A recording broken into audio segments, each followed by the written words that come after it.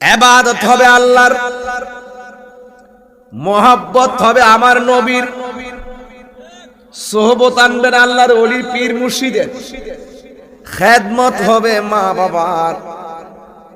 আমারে নাফিল কমিটি দিয়েছেন খেদমত নিয়ে আলোচনা করার জন্যে।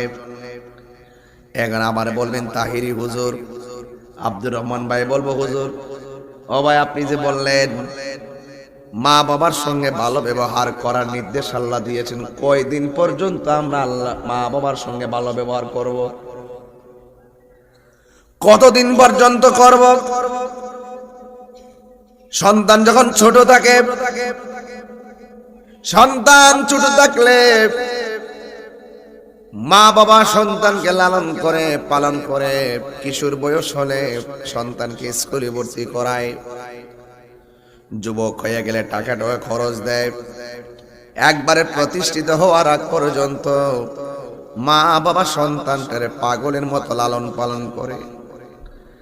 এমন একটা সময় আসে মা বৃদ্ধ হয়ে যায়, বাবার কর্মসংস্থান ফুরিয়ে যায়, আগে যেই বন্ধে পইরা পইরা সন্তানের জন্য ক্ষেত বাচ্চে বস্তা মাথায় টানছে, এখন বুড়া হইয়া গেছে, গায়ের শক্তি আর দেয় না, কুলাই না, আর কি